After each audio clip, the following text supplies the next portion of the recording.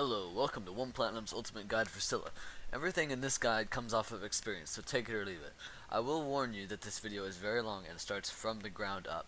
On screen now will be a table of contents for this video if you're only interested in a specific part, such as combos or strategies. I'm going to try to stay on script and make it as short as possible, but you never know. As for building Scylla, I've covered that in a separate video, so go check it out. So cue the music and let's get started.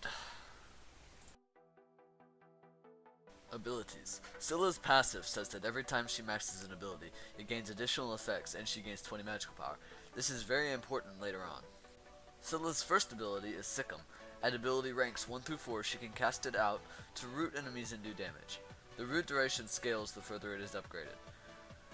At max rank, it will root 2 targets next to your original target, making it great for clumps of opponents or the back archers in a wave. Scylla's second ability is Crush. She makes a circular field on the ground that will passively slow enemies inside and damage enemies when it is detonated. At 5 seconds it detonates on its own, but can be triggered early for the same amount of damage. At rank 5 the ability gains 25% penetration and slows for an additional second after detonation.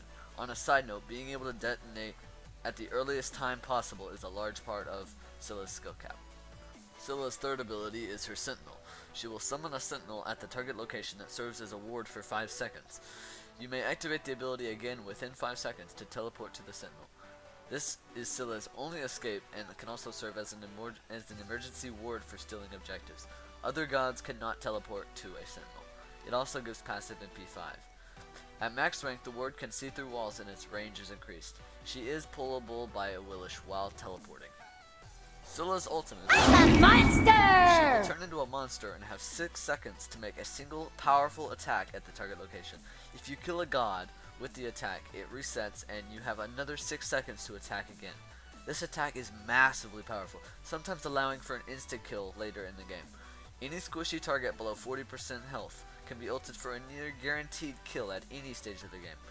An important note is that you are CC immune for the entire 6 seconds, allowing you to escape Ares ults and so on. You cannot activate your ult while being knocked up, banished, stunned, or mesmerized, but you can preemptively use it to be immune. For reference, Sickum is your 1, Crush is your 2, Sentinel is your 3, and I'm a Monster is your ult. On screen is the order you should upgrade abilities through level 5. Your 2 is upgraded first, followed by your 1 or your 3 depending on how aggressive your opponent is or how aggressive you want to be. The next ability you upgrade is the one you didn't choose at level 2. At level 4 you upgrade your 2 again, then upgrade your ult when it becomes available at level 5. At level 5 your abilities should look like this. At level 9 you will want to max your Crush to get your extra passive power.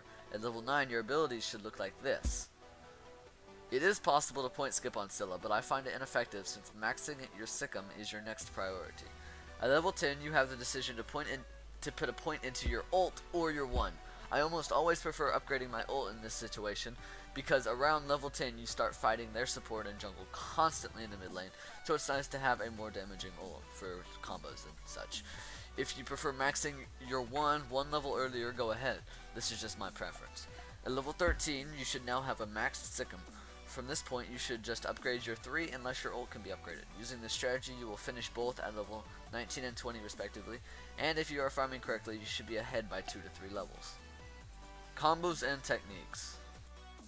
Scylla's main damage dealing combo is a Sickum followed by a Crush with immediate detonation.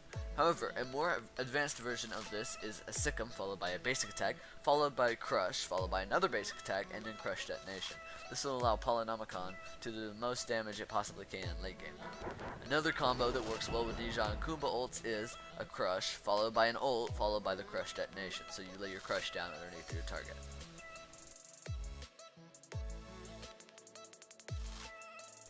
If you know Ares is pulling more than 2 targets towards you, lay down your Crush, then use Sickum, and then use your ult, and then detonate your Crush.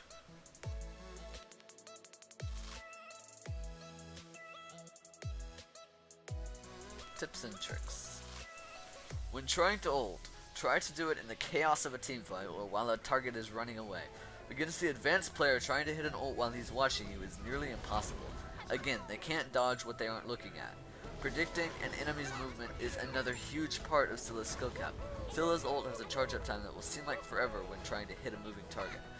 You will have to predict where the target will be about a second later to be truly accurate.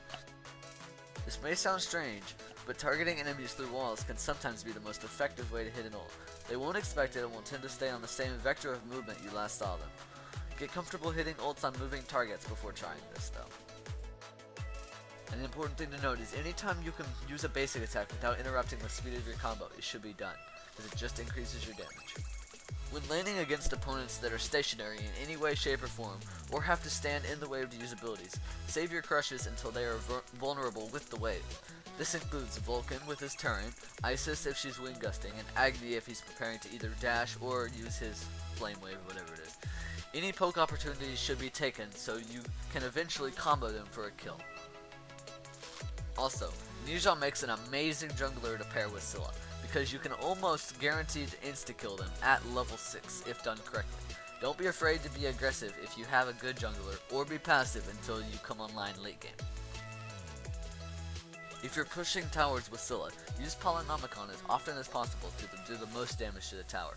You should generally use Sikkim for the first polyproc, then Sentinel if you're confident in your survival for the second. If you're sieging a Phoenix against the entire enemy team, please don't use Sentinel to proc poly. In extreme circumstances, your ult can be used for the plus 35 or 70% movement speed to escape crappy situations. Thank you guys so much for watching the entire video. If you learned one thing about Scylla that you didn't know before, please drop a like. And if you're feeling generous today, please drop a sub if you would. That would be amazing. If we could get 4 likes on this video, that would be incredible. It would be the best thing ever. Once again, thank you guys so much for watching, and I'll see you guys next time. Peace out.